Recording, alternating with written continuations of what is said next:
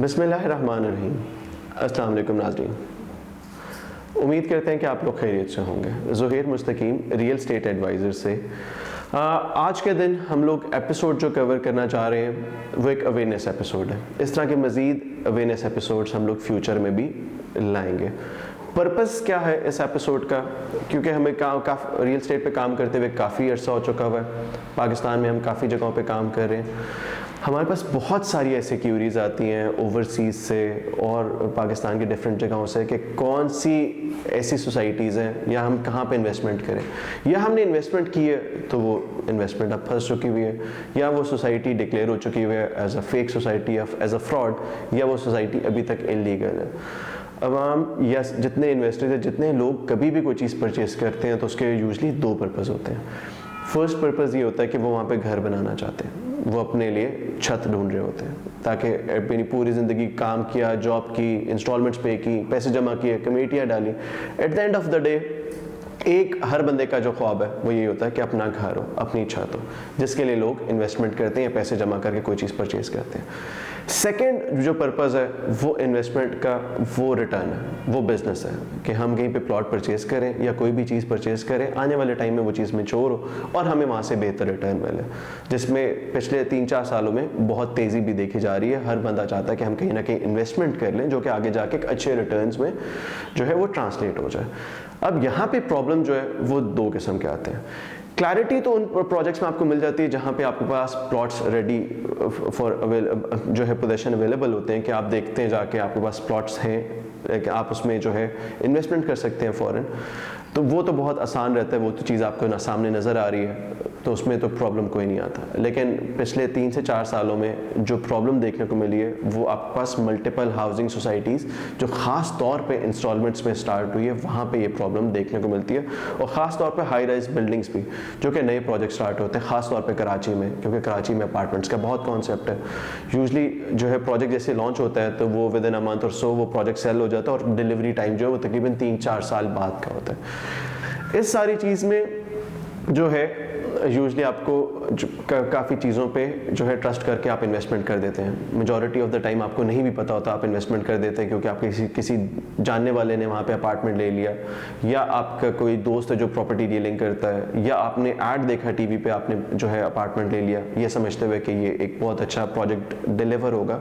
लेकिन majority of the time जो है इस तरह की इन्वेस्टमेंट्स फंस जाती हैं अगर आप उसको वेरीफाई नहीं करते।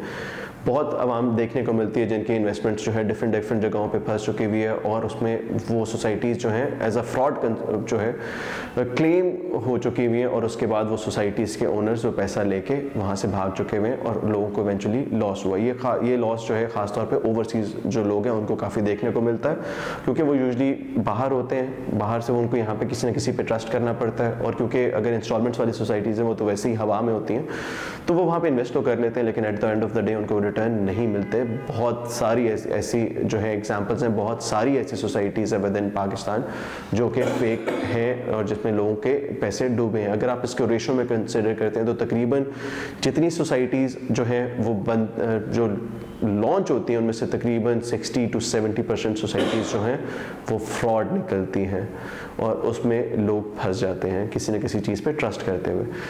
आज की वीडियो में हम इसी चीज़ को बेस बनाते हुए कुछ पॉइंट्स बताएंगे जिन पॉइंट्स को आप जो है प्रॉपर्टी परचेज करते हुए उसको वेरीफाई कर सकते हैं, या इस चेकलिस्ट के थ्रू अगर आप देखें तो आप काफ़ी हद तक उस फ्रॉड या फेक सोसाइटीज़ के हाथ से बच जाएंगे। वीडियो को एंड तक देखना ना भूलिएगा, और अगर इससे रिलेटेड कोई भी आपकी क्यूरी या सजेशन हो तो आप हमें नीचे दिए गए हुए नंबर पे हमसे शेयर कर सकते हैं, ताकि आने वाले टाइम में इस तरह के हम और अवेयरनेस क्रिएटेड वीडियोस जो हैं वो शेयर कर सकें, ताकि जनरल पब्लिक का फ़ायदा हो सके, आने वाले टाइम में लोग जो है इस तरह के फ्रॉड से बच सकें। जब भी आपने प्रॉपर्टी परचेज करनी है तो सबसे पहले आपने देखना है कि वो प्रोजेक्ट किस एरिया में लाया करता है। फॉर एग्जांपल अगर आप ओवरसीज़ हैं, आप कराची में कोई अपार्टमेंट लेना चाहते हैं, या लाहौर में कोई अपार्टमेंट लेना चाहते हैं, या इस्लामाबाद में कोई अपार्टमेंट लेना चाहते हैं, तो सबसे पहले आपने देखना है कि ये प्रोजेक्ट किस डेवलपमेंट अथॉरिटी के अंदर आता है। अगर कराची का प्रोडक्ट है तो वो KDA के अंडर आएगा, अगर लाहौर का प्रोजेक्ट है तो वो LDA के अंडर आएगा। इसी तरीके से अगर कोई सोसाइटी या कोई हाई राइज बनने जा रही है रावलपिंडी के अंदर तो वो आरडीए के अंडर आएगी। इसी तरीके से अगर कोई इस्लामाबाद में कोई आपके पास प्रोजेक्ट बनने जा रहा है या हाई राइज बनने जा रहा है तो वो इस्लामाबाद के अंदर आएगी। सबसे पहले जब भी आपने किसी सोसाइटी को देखना है तो आपने उनकी वेबसाइट पे जाके विज़िट करना है। हर डेवलपमेंट अथॉरिटी जो है वो उनकी ऑफिशियल वेबसाइट पे सोसाइटी का नाम अवेलेबल होता है। अगर नाम अवेलेबल नहीं है तो बिल्कुल ना वहाँ पे जाएं, क्योंकि ये फेक सोसाइटी है, क्योंकि वो कहीं पे रजिस्टर ही नहीं हुई। उसके बाद आपके पास जो है वहाँ पे आपको सोसाइटी अगर या हाई राइज आपको वहाँ पे नज़र आ रही होगी तो वो मल्टीपल स्टेटसेस के साथ नज़र आएगी, या वो उसके साथ स्टेटस अटैच्ड होगा फेक हाउसिंग सोसाइटी का या इलीगल हाउसिंग सोसाइटी का या अप्रूव्ड या लीगल हाउसिंग सोसाइटी का स्टेटस उसके साथ एडेड होगा।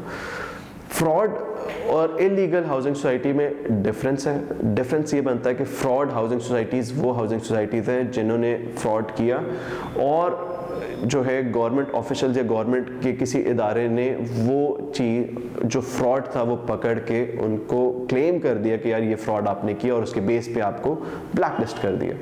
तो फ्रॉड उस बेस पे आपको फेक या फ्रॉड सोसाइटीज़ जो हैं वो आपको उस वेबसाइट पे नज़र आएंगी, जिसका मतलब ये है कि ये कंफर्म हो चुका है कि ये फेक हाउसिंग सोसाइटीज़ हैं। फेक हाउसिंग सोसाइटीज़ देखेंगे तो बेसिक उनमें हम हमेशा उसमें एक पॉइंट कॉमन होता है, वो ये होता है कि ना उनके पास यूजली ज़मीन होती है ना उनका कोई प्लान होता है, बस एक प्रोजेक्ट बना के एड्स बना के आइदर टीवीसीज वो टीवी पे चला देते हैं या आजकल आपको फेसबुक पे बहुत ज़्यादा जो सोसाइटीज़ नज़र आना शुरू होंगी। अगर उसका नाम अवेलेबल नहीं है या उसके साथ फेक हाउसिंग सोसाइटी लिखा हुआ है ऑन द वेबसाइट तो इसका मतलब ये कि वो ठीक नहीं है, उसमें इन्वेस्टमेंट नहीं करनी चाहिए। फिर आपके पास इलीगल हाउसिंग सोसाइटीज़ आती हैं। इलीगल हाउसिंग सोसाइटीज़ वो होती हैं जो कि उनका प्रोसेस कंप्लीट नहीं हुआ होता एनओसी का, तो तब तक वो सारे जो सोसाइटीज़ हैं या वो सारे प्रोजेक्ट्स हैं वो इलीगल हाउसिंग सोसाइटीज़ में कंसिडर होते हैं। उसके बाद अप्रूव्ड हाउसिंग सोसाइटीज़ या अप्रूव्ड प्रोजेक्ट्स आते हैं जो कि वेबसाइट पे लिखे होते हैं। तो अगर प्रोजेक्ट अप्रूव्ड है तो उसका मतलब ये कि वो मल्टीपल प्रोसेस जो गवर्नमेंट या उस डेवलपमेंट अथॉरिटी के हैं वो कंप्लीट कर चुके हुए हैं। On the basis of that जो है डेवलपमेंट अथॉरिटी ने उनको ये सर्टिफिकेट दिया है कि यार आप हम लोग अपनी वेबसाइट पे आपको अप्रूव्ड मेंशन करें, जिसका मतलब ये कि आप वो सारी लीगैलिटीज़ जो हैं वो कंप्लीट कर चुके हैं। आपके पास लैंड है, आपके पास स्पेस है, आप डेवलप करना जानते हैं, आपने जो उसके जितनी फीसेस बनती थी आपने सारी पे कर दी हुई हैं। ये सारी चीज़ें आपको वेबसाइट पे नज़र आ जाएंगी। तो सबसे पहला पॉइंट जब भी आप कोई प्रॉपर्टी परचेज करना चाहते हैं तो वो ये कि आपने उसको डेवलपमेंट अथॉरिटी से वेरीफाई करना है। अगर वेबसाइट पे उस तरह की चीज़ नहीं है तो उनकी वेबसाइट डेवलपमेंट अथॉरिटीज़ के नीचे नंबर्स दिए गए होते हैं उनके हेल्पलाइन के, तो आप वहाँ से भी कांटेक्ट करके वहाँ पे चेक कर सकते हैं। अब क्योंकि गवर्नमेंट डिफरेंट इनिशिएटिव्स ले रही है जिसमें आपके पास इस पोर्टल को ऑनलाइन भी बनाया जा रहा है। जिस तरह अगर आप रिसेंटली देखें तो इस्लामाबाद जो है डीसी पोर्टल एक ऑनलाइन बनाया गया है जिसके ऊपर अगर आप कोई प्रॉपर्टी परचेज करना चाहते हैं तो आप उस पर जाके वहाँ पे उनसे पूछ सकते हैं कि हम इस सोसाइटी में इन्वेस्ट करना चाहते हैं, क्या ये सोसाइटी फेक है या ये लीगल हाउसिंग सोसाइटी है। तो वो आपको पोर्टल के थ्रू ही रिप्लाई करते हैं। इवन ऑन द हेल्पलाइन भी वो आपको बताते हैं कि ये जो है फेक है या नहीं है। सेकंड चीज़ अगर आप देखेंगे तो सेकंड चीज़ आपके पास आ जाती है एक सोसाइटी को वेरीफाई करने के लिए कि क्या जो सोसाइटी डेवलप होने जा रही है क्या उनके पास लैंड है या नहीं है। आप परचेजिंग के डॉक्यूमेंट सोसाइटी से क्लेम कर सकते हैं कि अगर आप ये ओन करते हैं जगह तो ये लैंड तो आपकी होगी। यूजली वो लैंड एक सिंगल ओनर की होती है और जैसी सोसाइटी बनती है तो वो लैंड उस ओनर से सोसाइटी के नाम पे ट्रांसफ़र हो जाती है। जब लैंड ओनर के नाम पे है तो वो उसके अगेंस्ट अगर सोसाइटी बना रहा है और उसके पास एनओसी नहीं है तो वो आपको यूजली रजिस्ट्री या इंतकाल देगा उसका, क्योंकि वो सिंगल ओनर है। ओनर टू ओनर उसमें ट्रांसफ़र होती है। जब सोसाइटी के पास अगर आप कोई चीज़ परचेज करते हैं और वो अप्रूव्ड हाउसिंग सोसाइटी है तो वो यूजली वो प्लॉट आपको ट्रांसफ़र करते हैं, इंतकाल नहीं देते लेकिन वो प्लॉट आपको ट्रांसफ़र करते हैं। सेकेंड पॉइंट ये था कि जब आपने कोई चीज़ परचेज करनी है तो आपने उसके लैंड के जो परचेज डॉक्यूमेंट्स हैं वो लाजमी देख लेने हैं।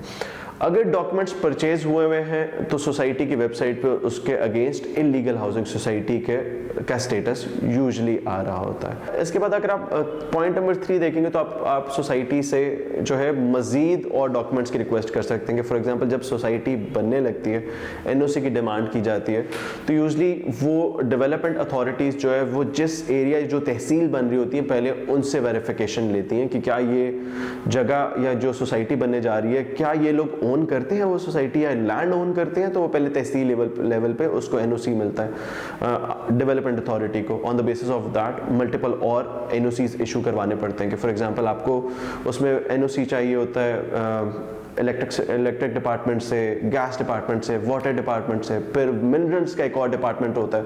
वो मिनरल्स का डिपार्टमेंट ये देखता है कि जिस जगह पे सोसाइटी बनने जा रही है, इस सोसाइटी के नीचे, इस लैंड के नीचे क्या ऑयल या और किसी चीज़ के ज़खायर तो नहीं है, ताकि इन फ्यूचर ये ना हो कि सोसाइटी का कोई घर बिके और वो घर जो है at the end of the day उसके नीचे से गैस निकला या तेल निकला, तो फिर उसका जो ओनर है यूजली उसको फिर वो जगह सरेंडर करनी पड़ती है टू द गवर्नमेंट। तो ये एनओसीज भी जो है आपको ड्यूरिंग जो आपका कंप्लीट सोसाइटी का एनओसी है, ये एनओसी भी जो है आपको डेवलपमेंट अथॉरिटीज़ से जो है दिलवाती हैं।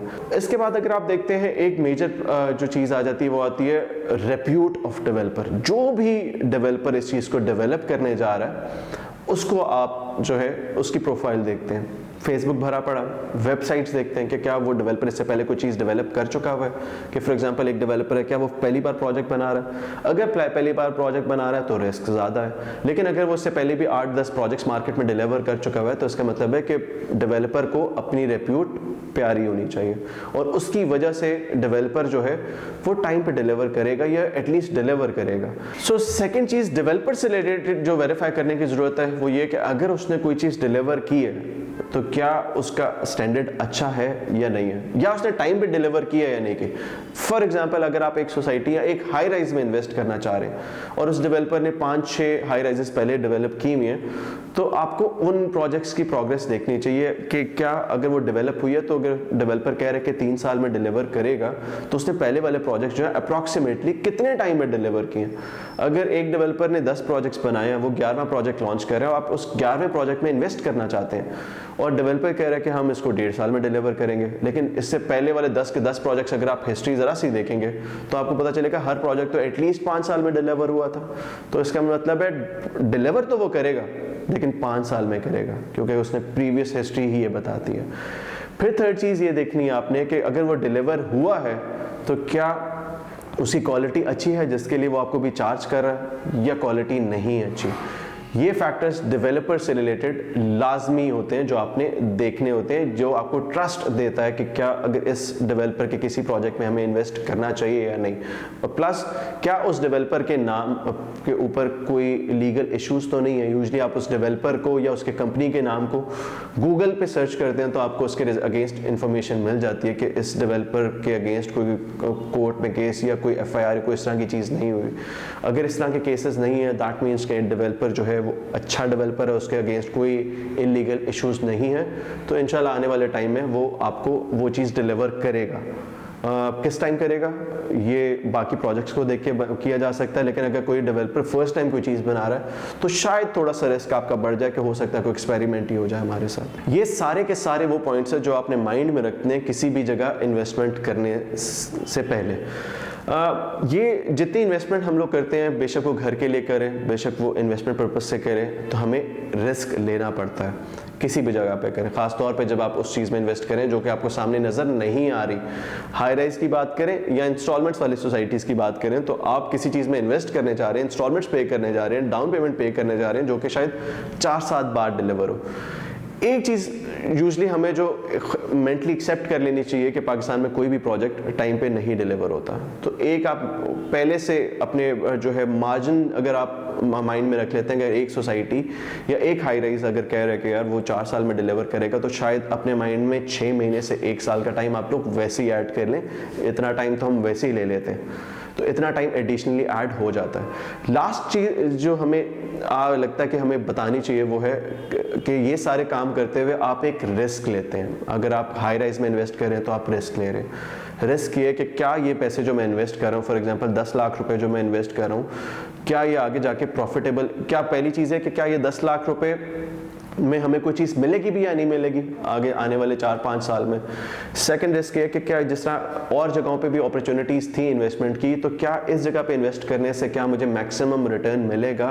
कि अगर आपके पास 10 हाउसिंग सोसाइटीज़ अवेलेबल है तो आप वहाँ पे ये देखेंगे कि मैं किस हाउसिंग सोसाइटी में इन्वेस्ट करूँ कि मुझे मैक्सिमम प्रॉफिट मिलेगा। इसके लिए आपने रिस्क लेना। रिस्क हमेशा कैलकुलेटेड लें। ये सारी इंफॉर्मेशन जमा करने की बेस पे रिस्क लें तो आपको बेहतर रिटर्न मिलेगा। अगर आप ये पॉइंट्स वेरीफाई नहीं करते और रिस्क ले रहे हैं, इसका मतलब है कि आपके रिस्क के बाद आप जो है सिर्फ दुआएं करें कि वो कंप्लीट हो जाए। जो फैक्ट्स अवेलेबल है इन द मार्केट वो नहीं कहते कि ये चीज़ जो है डिलीवर होगी। हाँ, अगर वो डिलीवर हुआ तो रिटर्न बहुत अच्छा है, लेकिन चांसेस आर रियली लो कि वो चीज़ डिलीवर होगी अगर इनमें से कोई पॉइंट भी वेरीफाई नहीं होता। हमेशा कैलकुलेटेड रिस्क लें। कैलकुलेटेड रिस्क में रिटर्न थोड़ा सा कम होता है लेकिन गारंटीड होता है। ये चांसेस बढ़ जाते हैं कि आपको उसमें से रिटर्न लाजमी मिलेगा। आज के एपिसोड में इतना ही था। अगर आप लोगों को लगता है कि इससे रिलेटेड आपको कोई इन्फॉर्मेशन चाहिए या आप कोई सजेशन लेना चाहते हैं या हमें कोई सजेशन देना चाहते हैं इस टॉपिक से रिलेटेड, तो आप नीचे दिए गए हुए नंबर पे हमारी टीम से रब्ता कर सकते हैं और वीडियो के नीचे कमेंट भी कर सकते हैं ताकि आने वाले टाइम में हम और बेहतर इंफॉर्मेटिव वीडियोस या अवेयरनेस वाली वीडियोस आपके लिए ला सकें। अपना बहुत ख्याल रखिएगा। ज़ोहैर मुस्तकीम, रियल एस्टेट एडवाइज़र से। अल्लाह हाफ़िज़।